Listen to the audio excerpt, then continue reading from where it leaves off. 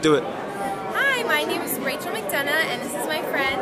Hi, I'm Savannah, and we're here at the beautiful Madison Square Garden for the big fight, and you are watching True School Sports. My flow, my show brought me the dough that brought me all my fancy things, my crib, my cars, my clothes, my jewels. Look, homie, I done came up and I ain't changing. You should love it way more than you hate it. Oh, you mad? I hope that you be happy I made it. Hey, what's going on? It's your boy BT, and I came here to talk some boxing with the thousands of True School Sports subscribers. Now, where it's my brethren all around the world watch this video, I hope you're having a great day today. As you're tuning in, make sure you do yourself a damn favor and hit that subscribe button, and surely will not be disappointed. Now, interesting stuff coming out of New Zealand in most recent developments in Joseph Parker's career. I mean, Jesus, when was the last time we did a video about Joseph Parker? It's been quite some time, but we're doing a video on Joseph Parker because there is news out on him. And interesting stuff. So his promoter, the very respectable and incomparable David Higgins, has said that he's going on a global selling trip for Joseph Parker. Basically said that it states in this article right here that, Higgins and Parker are prepared to play a game of patience as the elite end of the heavyweight division has become fractured, okay? So he's going to be taking meetings with DAZN, Eddie Hearn. He'll be taking meetings with Al Heyman in Showtime PBC. And he'll be taking a deal with, or a meeting with Bob Arum, who they have a history working with in the past as well. So with that being said, Joseph Parker, I think, probably more so than any other heavyweight in the division, is probably in a very interesting position, because when we talk about Joseph Parker, we're talking about a guy who, if we can go back 3 years ago, let's take it back to 2016 when he was undefeated, and he was looked at to be one of the guys that will be one of the flag bearers for the division at heavyweight. Won a title very early in his career against a very, very tough opponent, Andy Ruiz Jr. Lost the fight to Joshua just early last year. Where honestly, I'll be honest with you, when I watched that fight, I think the referee really played a big role in Parker not being able to perform better. He didn't allow Parker to work on the inside, which I think allowed Joshua's night to be a lot easier than it could have been if Parker was allowed to work on the inside. So there was that fight, and then he laid a massive egg in the Dillian White fight, got knocked down, didn't really come on strong until the 12th round. Almost got Dillian White out of there, but let me down in that fight because I picked him to win, didn't deliver in that fight. So he's still a good heavyweight. I think there's still some really outstanding attributes to Joseph Parker as far as his skill set, like his combination punching, the durability of his chin. He's about as good as it comes to in both those departments in the heavyweight division. It's just a matter of putting it all together, and I think that's where he struggled. I think him, in many ways, where getting a title early in your career, it worked out for a guy like Deontay Wilder. It didn't work out so good for Joseph Parker, and I think in many ways it was a bit of a hindrance more than it helped him. But it did help him from the business standpoint because he did build his profile up in the UK. He is a massive heavyweight name in the UK. He's been involved in not one but two massive important fights in the UK. He's respected in the game of boxing, and he's probably one of the only guys in the top 10 who I would say isn't aligned with a major TV network of sorts. So it puts him in a position where you have Wilder on Showtime. He didn't take the DAZN deal. You have Fury, who's on ESPN. He signed a massive deal, and you got AJ, the cash cow of the division. And it looks like those guys are not going to fight each other anytime soon. So it leaves leeway for a guy like Parker. To slide in. He can go in, he can go fight maybe a Wilder. He can go in and maybe go fight a Fury. And it could bode well for him in his career. You see what I'm saying? I'll read you guys a quote for Dave Higgins and what he's saying about this whole selling trip he's going on for Joseph Parker. Here's what he said. He said, I quote, "The sheer amount of money flowing is unprecedented, and he's talking about DAZN. No one owns the sport yet. There is no Facebook or Google of the sport. It is the Wild West. It is uncharted territory. It's there for the taking. It's about buying content now and building subscribers. So it's a competitive situation. They want to sign up top fighters and then offer subscriptions.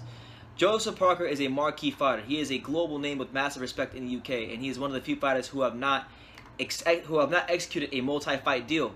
People ask us, what are you doing? Why isn't Joe fighting? But patience is a virtue at the moment. I'm going to sound out the major players and find out what sort of multi-fight deal can be put on the table. I'm very open-minded. I will treat them with respect and be very transparent, and we will see. Basically, we are in a phase of deal making. I'm looking to plan the future with the right partner." He then went on by saying, I quote, "The holy grail in this dirty fight game is to be a pay-per-view star. in the United Kingdom and the United States at the same time. That's when you kill it. That's when guys like Floyd Mayweather are making telephone numbers of money. When he eventually rematches Dillian Whyte or Anthony Joshua, he has both markets covered.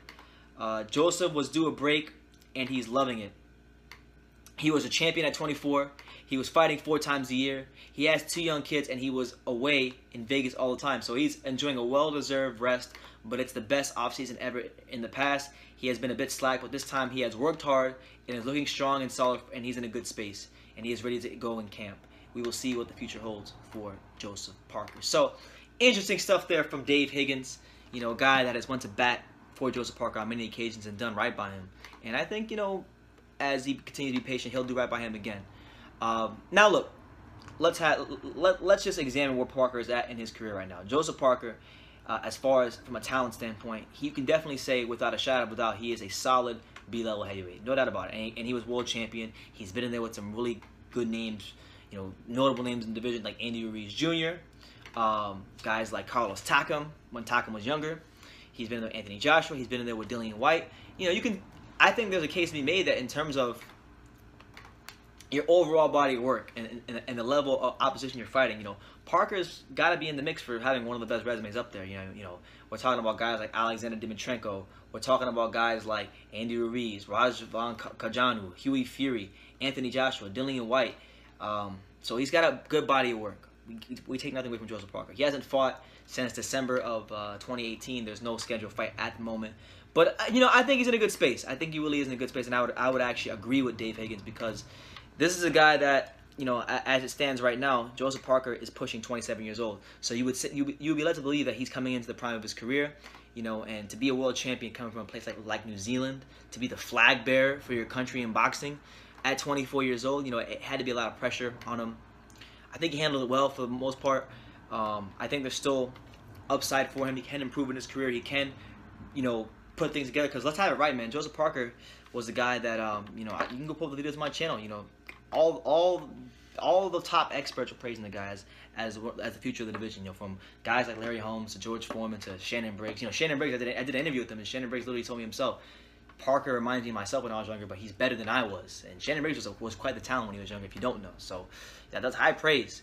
And he's got a lot going for him. You know, he punches pretty solid. He's got a durable chin, good combination puncher. It's just a matter of putting it all together. And that's the question. Can Parker put it all together? And only time will tell. You know, he's coming in being 27. So we'll see. But personally, if I was Parker, right, and I'm just gonna give you guys what I would do. If I were in his shoes, and obviously I'm not, but if I was in his shoes, and if I had to make the decision, if I looked at the landscape of things, and I look at, you know, just who should I sign with, you know, what is the best route for my career, I look at like DAZN, right? DAZN, whether you like DAZN or not, you know, I don't care if you LDBC guys out there like DAZN or not. DAZN is killing it. DAZN is doing great things in the middleweight division. They got the middleweight division on lock. Okay. We already know they got the middleweight division. But I think what they're doing at heavyweight gets overlooked because they have some names at heavyweight. You know, they have guys like Anthony Joshua, Jarrell Miller, you know, Carlos Takam, Alexander Usyk, David Price, Dillian Whyte, Murat Gassiev, who just signed a deal with Eddie Hearn. The really highly touted prospect, Philip I can't even say his name, Hagrovic or whatever his name is. Yeah, he signed to DAZN. They got Derek Chisora. They got Michael Hunter, who's an exceptional American amateur on DAZN. So if you're a guy like Parker, you know, I would say DAZN, as far as heavyweights go, has the deepest stable of fighters. So if you're going to try to build yourself up, that might not want to be the place you want to go, unless you really think you can beat those guys. So there's that. Then look at PBC. PBC's got Deontay Wilder, who obviously, if you go sign with Al Haymon, that's the guy you're going to want to fight. They got guys like Luis Ortiz, Dominic Brazil, Andy Ruiz Jr., Adam Kaunaki, Joe Joyce, F.A. Jagba, Charles Martin, Gerald Washington. You know, that's pretty good stable within itself, too. You know, Al Haymon, PBC, they don't got a bum stable of heavyweight fighters contrary to popular belief. They actually have a solid, you know, Kaunaki is a guy who's top 10. Wilder's one of the top 3. Ortiz is a top 5 or 6. Brazil is top 15 himself. Ruiz Jr., many people would argue he's top 10 caliber. Joe Joyce is one of the top prospects in the UK. You know, and Jaguar is solid. So they're not bums over there either. And then I would say the weakest of the 3, you know, networks are is ESPN. You know, obviously they have Tyson Fury, but they have after Tyson Fury, it's a massive drop off all the way around the board. You know, you got Pulev, you got Daniel Dubois, Nathan Gorman, Oscar Rivas, Brian Jennings. You know, so if I were Joseph Parker, right, I'm gonna put it to Joseph Parker like this. Okay, you lost Anthony Joshua already. You can go pursue a rematch with him, and maybe you beat him, maybe you don't. But if you go to PBC, you know, their stable is pretty solid. But you know, we know that with Al Heyman, you know, you don't always get the most fights. And I think at 27 years old, Joseph Parker needs to be in a position where he's active. He's an active fighter, and he's sharp, and he's match sharp. So you know, you're running a risk of being shelved if you sign Al Heyman. But they do have a good, solid, decent stable of fighters there. ESPN is the weakest of the three. You know, but there are good names there. There are solid guys like Pulev and Jennings and Dubois, you know, that you will have to go fight. And if you get past those guys and you get a Tyson Fury fight, Tyson Fury is going to be a tough fight for you because Tyson Fury's got what, like a 6 foot or 6 inch height advantage. I'm going to say about 7 or 8 inch reach advantage. So do you really think you beat Tyson Fury? You know, if I were Parker, I think the best way to go, honestly, would probably be to go, in terms of the easiest road to get a title fight, probably the ESPN route. But once you get to that title fight, you're fighting probably the guy who's the best heavyweight in the world, Tyson Fury. So there's that. Then when you go talk about DAZN, you know, you're in my opinion, you're in there with probably right now.